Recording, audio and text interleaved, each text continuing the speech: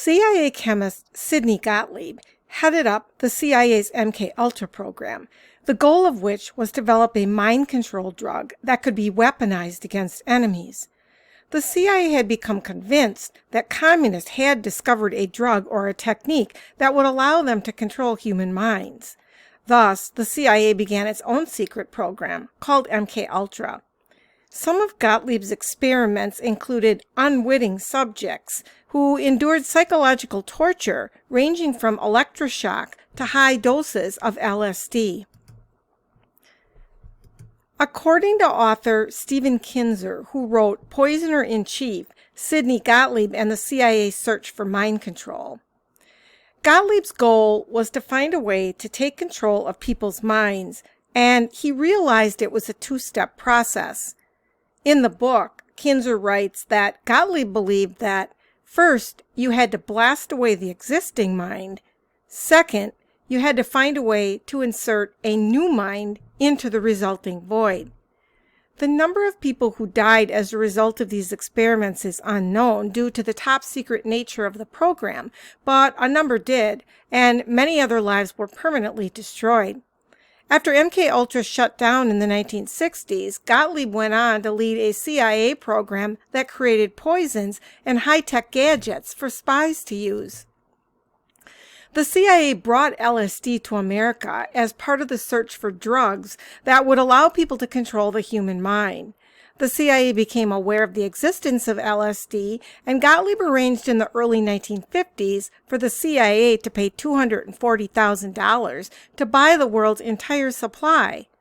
Gottlieb brought the drug to the United States and began spreading it around to hospitals, clinics, prisons, and other institutions, asking them, through bogus foundations, to carry out research projects and find out what LSD was and how people reacted to it, and how it might be used as a tool for mind control. Ken Kesey, the author of One Flew Over the Cuckoo's Nest, got his LSD in an experiment run by MKUltra. It was a huge irony, though, that the CIA brought LSD to the United States because it had no way of knowing that what it thought was its key for controlling humanity actually wound up fueling a generational rebellion that was dedicated to destroying everything the CIA held dear and defended. Timothy Leary, who became known in the counterculture as the guru of LSD, found out about the drug because of Sidney Gottlieb. Leary read an article in Life magazine in 1957 about magic mushrooms and to Americans who went to Mexico to look for them. The article sparked Leary's interest, and he too went to Mexico to find and use magic mushrooms. Leary did not know that it was the CIA that paid for the exploration into magic mushrooms, however. The expedition was part of Gottlieb's investigation into naturally occurring substances that might be used as instruments of mind control. It wasn't just LSD that was used. Gottlieb also tried extreme forms of stimulants and sedatives. Kinzer reports that one of the techniques tested was to sedate a person to the coma state and then feed him extreme doses of stimulants. When the person was in the transition phase between the two drugs, he would be electroshocked with high doses. In another bizarre experiment in the 1950s, Gottlieb hired a man named George Hunter White to direct several MKUltra experiments. White had been a narcotics agent and led the Narcotics Bureau's campaign against jazz in New York City, where he spied on musicians and entrapped them. White also used all of the substances that he confiscated from people. His use of alcohol and drugs was well known. Gottlieb hired White to run a safe house in New York City. People would be lured off the street and given LSD, and CIA officers observed them from an adjoining apartment through a one-way mirror. White later moved the experiment to San Francisco, and it became known as Operation Midnight Climax. In this operation, White assembled prostitutes who brought men back to an apartment that was rented by the CIA. The men were then dosed with LSD without their knowledge. Meanwhile, White would sit in an adjoining room sitting on a portable toilet, drinking pitchers of martinis while he watched. The idea was to figure out what drugs would make people talk, to figure out what combination of sex and drugs would make men most likely to reveal secrets. It is important to note that White had no training in psychology or anything of that nature. Sidney Gottlieb simply wanted to figure out how to penetrate the human mind and get information in the interests of fighting the Cold War. Crime boss Whitey Bulger was a prisoner who volunteered for what he was told was an experiment aimed at finding a cure for schizophrenia. As part of the experiment, he was given LSD every day for more than a year. He realized eventually that he was a guinea pig in a government experiment that had nothing to do with schizophrenia. He wrote afterward about his experiences, describing them as horrific. He said, "I was in prison for committing a crime, but they committed a greater crime on me." Bulger was only one of many prisoners who were fed huge doses of LSD without their knowledge. MKUltra was essentially a continuation of work that began in Japanese and Nazi concentration camps. It was roughly based on these experiments. The CIA actually hired the vivisectionists and torturers who had worked in the camps to provide information on how they conducted their experiments and what they had found out. A vivisection is a surgery conducted for experimental purposes on a living organism, typically animals with a central nervous system, to view living internal structure. Nazi doctors had also experimented with mescaline at the Dachau concentration camp, and the CIA was interested in whether or not mescaline might be the key to mind control that they were seeking. The CIA hired the Nazi doctors who had been part of that project so they could use the results of their research in this area. According to Stephen Kinzer, Nazi doctors came to America to the center of the research project at Fort Detrick, Maryland. They presented lectures to CIA officers on how long it took for people to die from sarin gas. He also notes that Gottlieb himself was Jewish, so his parents had his parents not emigrated in the early 20th century, Gottlieb himself could have ended up the subject of one of these medical experiments, but apparently he did not have any problems with working with the doctors who conducted these experiments while he carried out research for the CIA. In 1942, the U.S. Army launched a secret program at Fort Detrick to develop biological weapons. It hired a University of Wisconsin biochemist named Ira Baldwin to run the program. After World War II and the advent of nuclear weapons, the biological weapons program faded in importance. But in the spring of 1949, the Army created a small, super-secret team of chemists called the Special Operations Division, whose assignment was to find military uses for toxic bacteria. It was Allen Dulles, director of the CIA, who hired Sidney Gottlieb. Dulles wanted to create a hidden CIA group inside Camp Detrick. The handful of CIA chemists who worked there worked closely with the Special Operations Division.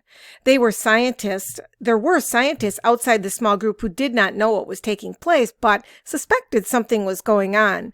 One of them was interviewed years later and said, "Do you know what a self-contained, off-the-shelf operation means? The CIA was running one in my lab. They were testing psychochemicals and running experiments in my labs and weren't telling me." Fort Detrick remained Gottlieb's chemical base, even after the official end of MKUltra.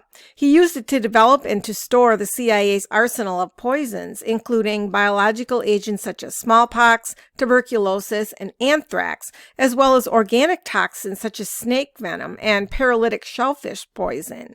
He developed poisons that were intended to kill foreign leaders like Fidel Castro and Congolese leader Patrice Lumumba. As the CIA chief chemist, Gottlieb was consulted whenever the CIA needed a poison or a toxin. In the mid-1950s, he was asked to develop a potion to kill Prime Minister Zhou Enlai of China while he was visiting Indonesia. Kinzer says that the potion was supposed to be put in a rice bowl that the Prime Minister would eat from. Later on, when the CIA became determined to kill Fidel Castro, it was Gottlieb who made all the poison potions, pills, and even a poison wetsuit that was supposed to be given to Castro. Of course, this was all secret information. Eventually, however, its role as the country's principal center for research into biological warfare became known, and from mid-1959 to mid-1960, protesters gathered at the gate of Fort Detrick once a week to proclaim, "No rationalization of defense can justify the evil of mass destruction and disease." In Europe and East Asia, especially in Japan, Germany, and the Philippines, Gottlieb and the CIA established secret detention centers. The reason for this choice of location was that they were largely under American control in the early 1950s, so Gottlieb could avoid any legal ramifications. These experiments, Kinzer explained, combined Gottlieb's goal of finding the key to mind control with those of CIA officers in Europe and Asia who wanted to capture enemy agents. These agents were determined to be expendable. They were incarcerated, subjected to testing with drug potions, electric shock, extremes of temperature, and sensory isolation. While this was taking place, the subjects were brutally interrogated in an effort to break their will and break down their resistance. The projects were designed to understand the human mind and to figure out how to destroy it.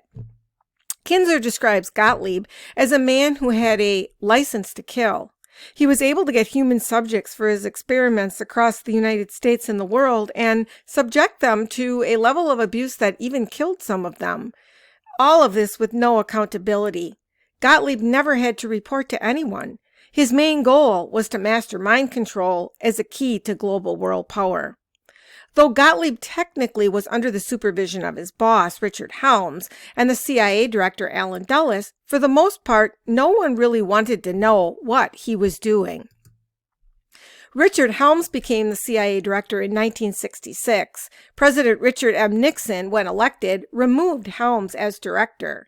Thus, it was only a matter of time before Gottlieb would leave the CIA, because Helms had been his main supporter and was the only person at the CIA who really knew what Gottlieb was doing. Helms and Gottlieb agreed that since they were both leaving the CIA, all records of MKUltra should be destroyed. According to Kinzer, Gottlieb actually drove out to the CIA Records Center and ordered the archives to destroy boxes full of MKUltra records. It turns out, however, that there were some records that were found in other places that were never destroyed. For example, there were expense accounts reports that had not been destroyed, along with various other pieces of paper. There is enough evidence, therefore, to reconstruct some of what Gottlieb did. Gottlieb left the CIA in 1973. And just to conclude this, I would add that in the previous video, where I talked about Dr. Colin Ross's book on the CIA doctors, Dr. Colin Ross was able to use the remaining MKUltra documents to put together his research for his book. So Gottlieb was not able to destroy all of the MKUltra records, but who knows how many more other horrific things were done in the name of fighting the Cold War.